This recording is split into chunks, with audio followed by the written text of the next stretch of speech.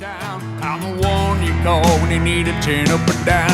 I'm a tent rental man, I'm working all day, getting those stakes in the ground no matter what they say.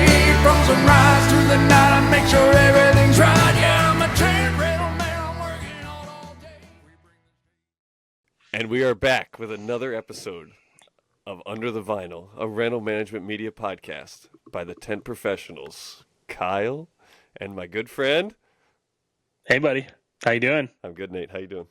Hell of an intro there. It's kind of weird being on the other side. I'm proud of you, though. Yeah. Well, people told me they were tired of hearing you do the intro all the time, so we had to switch it up. Well, when this rental management media podcast is this dang good, you don't want to switch it up. Hey, we'll see who gets more listens, all right? All right. So what's going on in your world? It's, what are we, almost ended November. I just got back. I was out of town for a week on a job. I know you're upset with me because I didn't talk to you for a whole week, but I'm home now. Yeah, it was like a weird divorce, you know. There was no communication back and forth, just one way. I didn't know what to do with my hands, didn't know who to talk to. I was calling people trying to figure out if this was even a thing anymore, but I'm glad you're back with us. How did everything go? It went well. It was a security nightmare. That's what kind of made it take so long, but we got it through it. We survived. Good. Well, I'm glad. I know it was a big job for you, and don't know if we can dive into that, but maybe we'll dive into it at a later date, but it was pretty cool. Yeah, once it's over, I'm allowed to talk about it, so beginning of the year, we can talk about it. Perfect. So what do you want to dive into today here? Well, by the time this comes out, Thanksgiving's going to be over, but let's start with some Thanksgiving fun. Nate, if the tent is the turkey, Ooh. what on the site do you think is the best side dish? Tent is a turkey, the best side dish. Non-equipment related, something to dress it up a little bit, maybe. Sure. Man, probably the lighting. I'm a sucker for some good lighting in a tent. I mean, whether it be, just all different kinds of lighting. I feel like that's what really dresses it up. You know, Now that we're talking about lighting, though, I'm going to get on a soapbox on this topic for a second. How come those guys can charge whatever they want and never get beat up? But, you and I throw a big bill out there and the customers, whoa. I like to equate it to like when you're building a house. And you get the house built and everything, and your wife may sit there and complain about everything along the way while you're building the house. But when it gets to the interior and the fixtures, oh man, all budgets go out the window to make it look good. So I feel like that's the way it goes. With the tent industry, it's just the construction side, even though we're the main part of it. Yeah. But when we finally get to the interior and all the effects, everybody just wants to blow it out because that's truly what everybody sees and their eyes go to. There's nothing I hate more than finding out what the lighting company got. And I'm like, or florist. Yeah, I'm like, wait a minute. We were here for a week and you guys came in for one day and that's how much money you got paid? I think about the florist and not hating on the florist, but how they do it, I just need to figure it out. I mean, it's like, how much money did they put into flowers that just get thrown out or just die? Then again, you could look at the carpet or vinyl aspect in our tents. I mean, 90% of the carpet that we have probably gets thrown out in vinyl, would you say? I would agree with that. I hate saying it out loud because we're supposed to be green and sustainable, but... Well, we try, but I think that there's a lot of times where we try and roll it up and save what we can in certain situations. But at the end of the day, think about how many drinks and stuff are spilled all over like the turf that it soaks into, or the carpet that you're going to have to clean. So by the time you roll it back out and re-put it down, you're going to have to go back and clean it all anyways. And that's going to take up just as much money as you probably would to buy a new roll. Yeah. I started selling it on Marketplace. So that's a good one, I guess. I haven't heard that. I sell it for like 5 cents a square foot. Like, just come, but you have to take a whole roll. Here you go. We've done a little trade on that with other rental companies where we've had some leftover that we traded out with another rental company. Yeah. So if anyone in New Jersey ever needs any carpet, I always got a ton, and I'll give it away basically because it's just going to go in my dumpster. Yeah, but I would say for a side, probably lighting inside of a tent. What about you? Oh, restroom trailer, 100%, Nate. Come on. Oh my gosh. Okay, yeah. You're the restroom guy. I forgot about that. You always need a good restroom. You don't want him going in your house. It's like that stinky uncle who's coming over for Thanksgiving. You don't want him in your house, so you got to. Come on. Yeah, true. Well, while we're talking about the topic of tents, I got this beautiful new hat from our sponsor. So let's take a minute to hear from our sponsors. This episode of Under the Vinyl is brought to you by Anchor Industries, a fifth-generation, family-owned American manufacturer of tents and clear-span structures. Anchor has spent decades engineering products that last season after season, and they're more than just your supplier. They're a partner committed to helping grow your business. And right now, Anchor's winter discount is live. Get 15% off frame, fabric, and accessories for your tents and clear spans now through January 26th. Make sure you let them know Kyle and Nate sent you. Contact your sales rep today. Call 800-544-4445 or visit anchorinc.com to learn more. What kind of other questions we got here, buddy? Well, let's just talk about, we're almost in 2026, and someone called me yesterday and asked me something, and I wanted to run it by you. Next year, 250th anniversary of the United States of America. Have you heard of any big events going on? I have. It's this thing people like to call football. I don't think that, no. People are saying there's going to be other stuff other than FIFA. Really? Yeah. I haven't really heard of anything bigger. I have heard of some mentions of something like that, but I haven't heard. I mean, maybe some celebrations, but I haven't heard of anything specifically. Have you? I'll shut him out. Robert Copley called me yesterday. Him and I were talking. He got a call for something for like 3,000 people. But that was like the first I've heard of it. He's like, yeah, you guys getting any work from it? But so next year will be an interesting year considering we have that. FIFA's coming to the United States. So there's going to be a bunch of work floating around. Yeah, the FIFA one's going to be a big one. I think it's got everybody in an uproar to really see where we go and in the direction that everybody goes.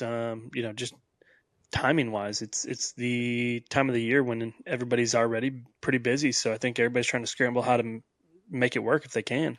This might be a hot take here. I think it might be a good time for those small to medium companies to kind of nudge their way into some of the work that the bigger guys are doing, because we are all kind of focusing on going after that bigger work. Yeah, I think it's a good time for some people to pick up some of that backyard stuff. Maybe it's not something they're in now. Maybe they jump into because people abandon it a little bit. But I think also that mid-range style companies that get some of that FIFA work that are pretty good at balancing that type of stuff will know how to do it. Yeah, it'll be interesting to see how it all shakes out. Because just inventory-wise, I don't know that any 1 or 5 companies have enough inventory to do the work. Yeah, I think in the words of Drew Holcomb, you got to find your people. You got to see who you can partner with, and you got to see who you can call on at that time to kind of see who has the inventory. I think that there's going to be a lot of large companies that get contracts that will probably farm some out and be calling on the mid-range guys that do have large inventories to kind of take care of some of that for them. So I think you'll see a lot of big companies get them, but I think you'll see a lot of partnerships in the end. Yeah, and that's always good for the industry is those partnerships. It's the time of year that scares me, just in the ones I've talked about, just because it's like they go up in May and they don't come down till some of them are 4 or 5 month rentals, and those are prime time rental season. So well, in the words of Darren Randall, you just got to find your strategic partnerships and you'll be okay, right? Yeah. So, on the topic of Darren Randall, the voting's going to be over, but hopefully I beat him in that event showcase by then. It is. I've loved the Instagram banter going back and forth, and if everybody doesn't know, it's the picture contest for ARA, and between you and Darren going back and forth, I think I've seen free tickets for sporting events and buying beers for people, so it should be good. Yeah. I'm just gonna watch it go back and forth. Next, I think I'm gonna offer up a free flight on Rent Force One. There you go. I'll have to get it approved by my dad, but hopefully we can get some people on there. I love that for you. While we are talking about that, I have a question that came in from Facebook. I really enjoyed reading people's comments on it. It was by Jared Nigro out of, I hope I don't botch this, I'm 90% sure he's in Massachusetts. But he asked, how big of a change or improvement was it to your team or company when you added one or both of the following? A hydraulic stake puller or an electric dolly? So I'll start on this. I've never owned an electric dolly. So we have one. I don't know. But the Green Monster, like, we own a bunch of 10 oxes, as everyone knows, but my guys take a Green Monster every day and use that probably 92% of the time versus having the ox pull steaks. So Mm-hmm. a Green Monster, 10ox now makes a handheld machine. Andy Matrix, don't kill me, but I don't know what it's called.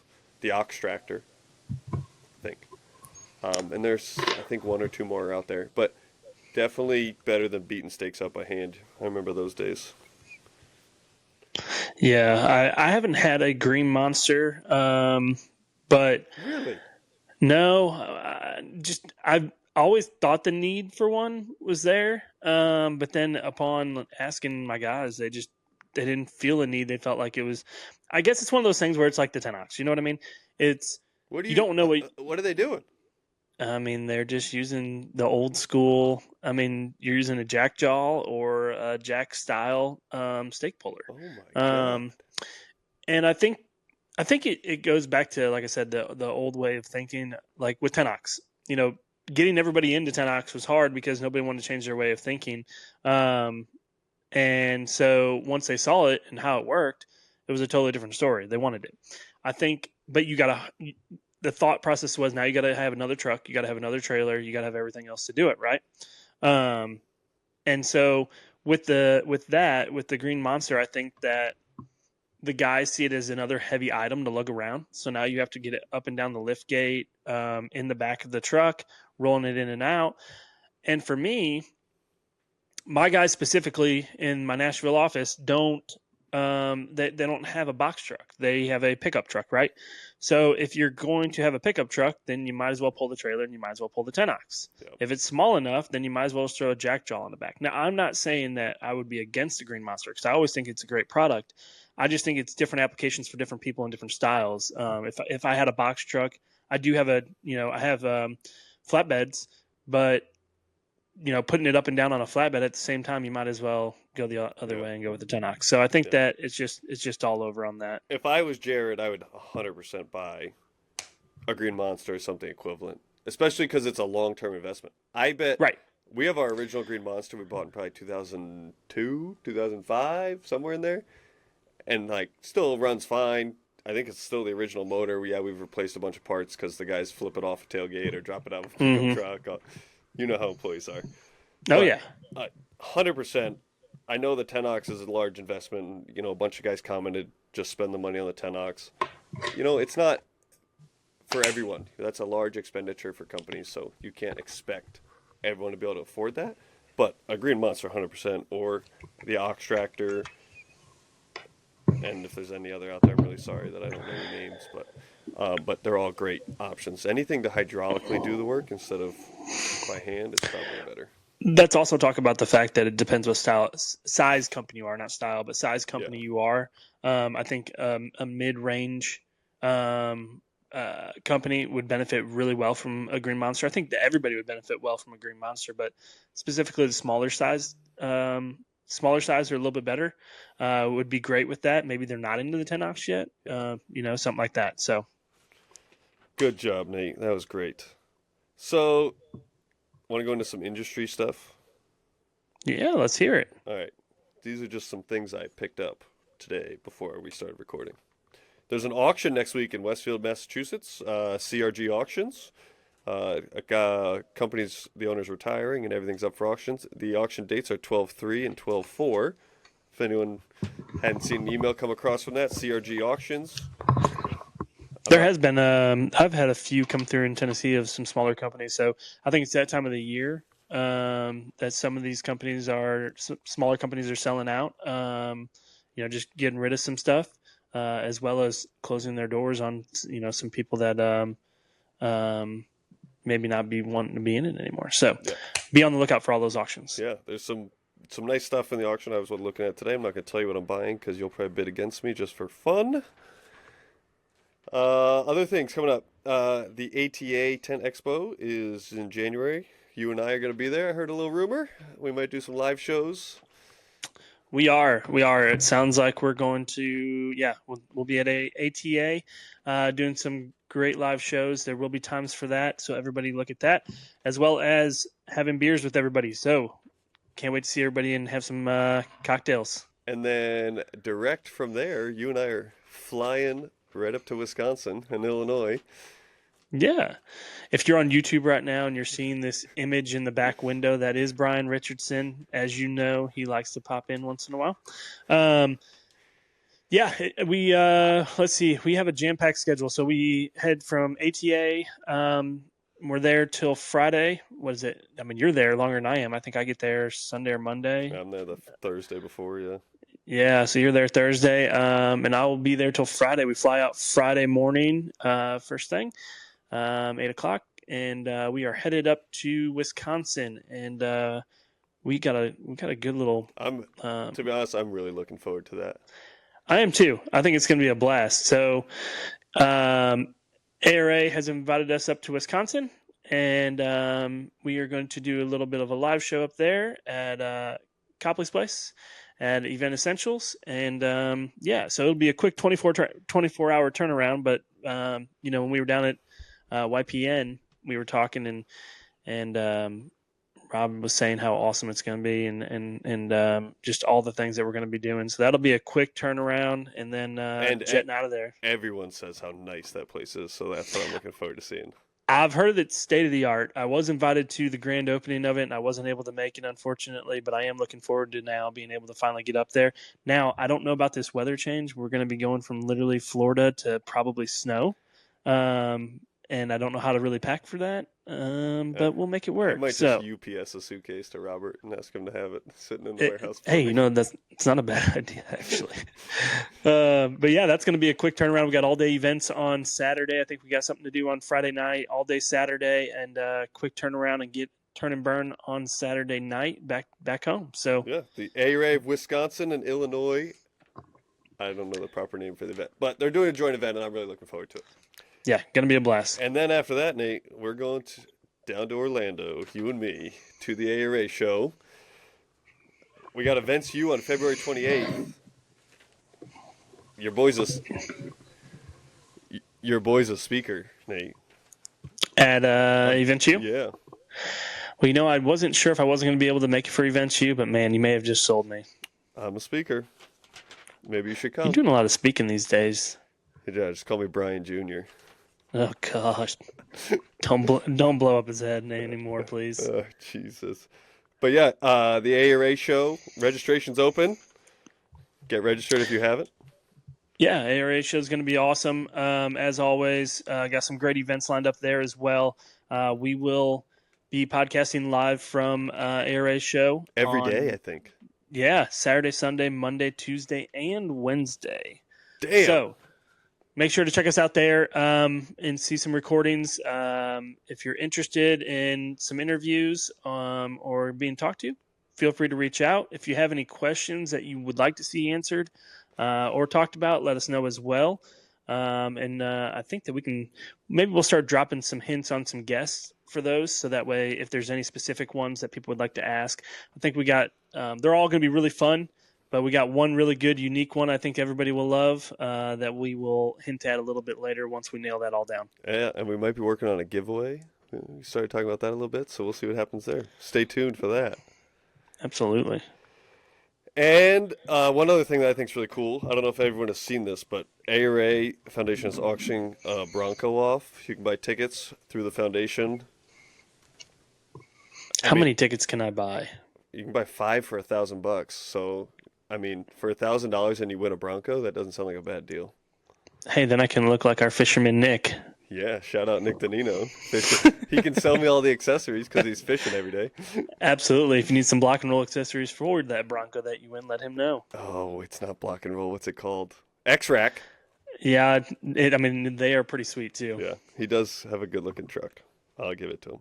But yeah, ARA Foundation is auctioning off their Bronco.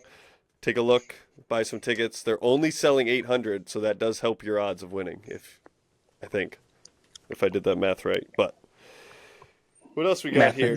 There's some Essentials of 10 anchoring courses coming up through December. I saw online there's one in Georgia and one in New York. One, I think you said you're going to one, Nate, aren't you? Yep. I'll be down at Stevens Place down in Atlanta, and we'll be going down there to do some anchoring. We're going to take a bunch of the guys. I think I got maybe 5-6 guys coming from the Nashville office. I know we got some guys coming from the Chattanooga office as well. So that is going to be an absolute great time down there at Classic Tents. So check that out if you haven't already. But yeah, I think that'll be great. So we're starting to kick off this thing real good, and it's getting around, and people are finally digging in. So I'm loving it. I hope there's going to be a good turnout. All right, now we're moving on to winter ideas because it's getting slow. I was just saying this like maybe about an hour ago to somebody. You know, we pray to get to this time of the year every year, And then you're bored. where we finally make it through. And I think that's the problem with us is we're so sick in the head that we want to run 100 miles an hour every day that when we stop, we don't know what to do with our hands. And I think it was earlier today. I had a couple hours to myself to think, and I was like, man, why am I not doing this? Why am I not doing that? And it was almost like anxiety, like I should have been doing something at the time. So I set a new goal for myself this winter. I want to go visit someone's place, one place a month now through March. Because I feel like I learned so much more just going and looking at people's warehouses.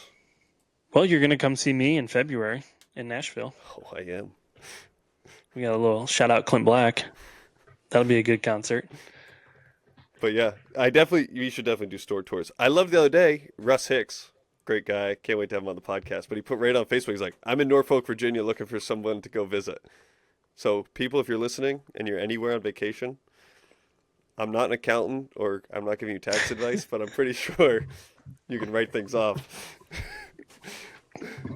I won't go there with that one, but I think just overall being able to not only make friends if you don't know anybody in the area, to stop and see their place, but just to get some ideas. You know, Tommy Wilson used to do this for me a lot when I was at Bryant's. You know, if I was struggling with some warehousing stuff, or if I brought a new warehouse manager in, or some different guys that were going to be in the warehouse and they were kind of over the warehouse, I would ask Tommy if he minded if we came down to his place, and Tommy would let us do a walkthrough all the time, and didn't matter when, or if we wanted to sit down and pick his guys' brains at slow time, just kind of go through and see what we need to do differently or what would help us. And Tommy and my business overlapped it all the time, so like I don't want to say we were just competing directly against each other on stuff because we would talk about things if something came up, but you know, he would come to my area, I would go to his a little bit, but he would still be willing to help me out. So take the advantage of that and go talk to people and see places. It's so invaluable. There's really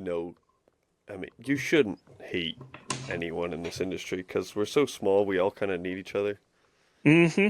I would agree. And if you hate someone or someone hates you, there's probably not a good human or something. I can't hate anyone. I got friends. Well, the industry's way too small. Yeah. Can't do that. Another thing, my goal is to hit 2 high school job fairs. Try to, at least educate some of this younger people about the rental industry in general. I don't care if they don't come work for me, but even just work, we all need each other. If they work in the equipment side, there's nothing wrong with that either. Yeah, I know that our head of HR, goes to job fairs quite often. That's something that he does. He passes out some different things. Stress balls. I have quite a few of those that I play with all the time. But, just different pens and literature and things about the industry, about us, to try and pull in. I look for that to be more beneficial, and I hope it's more beneficial going forward once we get the classes all together, that we can kind of pitch this once. We hammer this all the time, but just more of a trade industry that we can kind of show people the pathway. And so going to those fairs to show them those things, I think will be amazing. Yeah. All right. Well, Nate, I heard you had some rapid fire questions to end the day. Yeah. We got turkey time coming, and I think everybody's gearing up. And as we start to end this week, I think that'd be fun to do some questions here. So, Kyle, I'm going to hit you. Who at Thanksgiving is most likely to start a fight before the dessert? Me.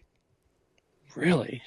Oh, I would have thought Brian for sure. Oh no, I'm an instigator. I love getting my sister going. It's so easy. Oh yeah. I know exactly what to say to her. I could see that. On my side, so we don't necessarily do Thanksgiving on Thursday. We wait till Saturday to do it because we head up to my like my that. wife's. Yeah, we head up to my wife's or my in-laws' house in Nashville, which is just great. It's great to do it over the weekend. But I would also have to go with me. I think that I would make a joke or something, and then it stirs the pot, Yeah. gets everybody going. Which relative would you trust the least to carve a turkey? Probably me. Actually, no. My sister. There's no way she would do it, right? Yeah. Well, I was going to go with my sister-in-law, so definitely not me. I don't want to carve the turkey, but I will Neither. carve the turkey I if I try to have stay to. far away from the kitchen. What dish are you pretending to like this year? Probably like corn casserole or something. You don't like corn casserole? I don't like. Like sweet corn casserole? No, yeah, I don't like that. Why? I just don't like it as a casserole. I love corn. I guess you're not from the Midwest. You're weird. I know. All right. Jesus, even Lauren Mao up in the corner is giving me a weird look. Gotta love the corn casserole. Honestly, might be a not well-liked topic here, but I'm not a turkey guy. I am more of growing up in the Midwest, I was more of a ham guy. What? And yeah, ham, but turkey has always, I think because the way it was always cooked and prepared, but I'm not going to throw my dad under the bus here, but I think that the turkey was always dry, okay? No, turkey is 100% just dry all the time. It was never juicy. So up until recently, I finally started to like turkey, I guess, again, but it's not like I don't even like a turkey sandwich. I like ham. Well, I like just a ham want to know sandwich. why we all act like we like turkey and we only ever eat it one time a year. Yeah. Okay, so here's what I will say, and this might be a Midwest thing too, but I will eat the leftover turkey on the next day on white bread with Miracle Whip and cheese. That's the way to go. That's the way I like my turkey, and that's it. Now, from time to time, I'll eat the deep fried turkey, but I'll eat all the damn sides around it before I eat the turkey. Are you eating the brown meat? No, Me I either. don't like the dark meat. Me I either. just, for the white stuff, but it's good. So, but the deep fried is juicy, so it's the way to go. Have you seen the video? Sorry. Have you seen the videos of the firefighters putting the frozen turkey in the deep fryer? I actually saw it on your Instagram today, and I about died. But it's true. I mean, I watched. Shout out one of my buddies. One year we had a Friendsgiving, and he was cooking a turkey in his closet downstairs in a deep fryer, and I was like, "What in the heck are you doing?" But yeah, there's there's people out there like that. What's the worst Thanksgiving food people lie about enjoying? Oh, the cranberry sauce. I watched the one in the can too that comes out, the cranberry in the can where it dumps out, and you can still see the the ridges of the can. Yeah. I watched somebody post that on Instagram probably yesterday, and they said that can all day, and I was like, absolutely not. Do you think none of it all day? Do you think those cans are like that because they sit on the shelf all year because people only buy it for Thanksgiving? You know what I'd equate that to? Do you remember being in middle school? I'm a public school kid, and Me too. we had in middle school or in elementary school, they always had the food in a can, and they were the big giant cans that they dump out. That's what I feel like when I think of that. And I just, would you rather fight a turkey the size of a horse or 50 mini horses the size of a turkey? I'm a big problem guy. Turkey the size of a horse. Man, I don't think so. I think I'd rather fight 50 mini horses the size of a turkey. I feel like you could just start kicking them and hitting them, you'd be okay. I like to tackle the big projects, the big problems. That's a shout out Matt Smith. He asks that on every interview he does for new employees. He told me. What's that? That question. Really? Yeah. Interesting. That's a hot take. Is Thanksgiving actually better than Christmas? Why or why not? The only reason it's better is because you're forced to get Friday off because no employer wants to be a jerk and make you come to work the next day. Yeah, man. I mean, that's nice to have Friday off, but yeah, I don't know. I think I'm all around. I think because of the way we do Thanksgiving on a Saturday. So I think it's just like it's become normal to me now since my wife and I have been together for 6 years, and that's just what we do. But I would think I love Christmas just because, and my wife this morning, she told me, she said, I might need you to do something. And I said, I can only imagine what that is. Go get a Christmas tree. And she was like, the pre-lit ones are on sale. So I think I'm going to have to go get a Christmas tree. But I am absolutely dragging my feet because she has wanted to put it up before Thanksgiving, and I'm an after Thanksgiving guy. I love Christmas. I love being in my house around Christmas because there's lights and it feels warm and it feels good and everything. And my wife also has to light every Christmas candle in the house.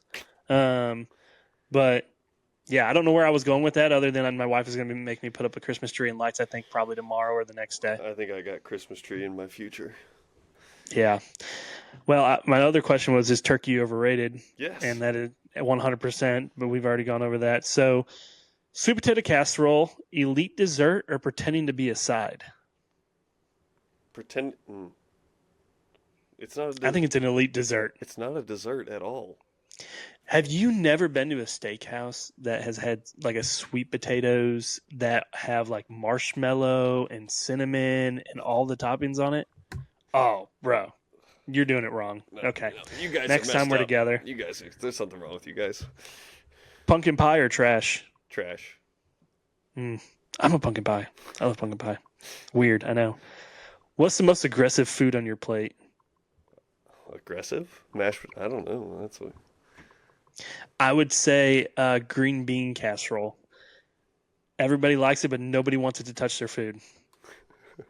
Do you like your food touching on the plate? All right, this is. We need to end this, Nate.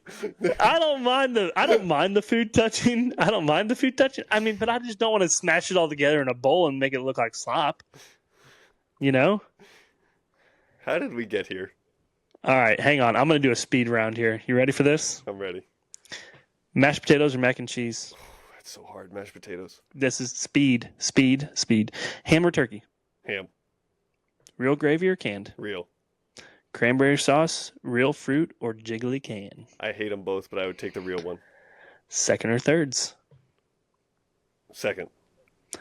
Nap time at 3 p.m. or power through? Nap time. Football or avoiding your family? Avoiding your family. Fireball or beer? Beer. And this has been another episode of Under the Vinyl, a rental management media podcast.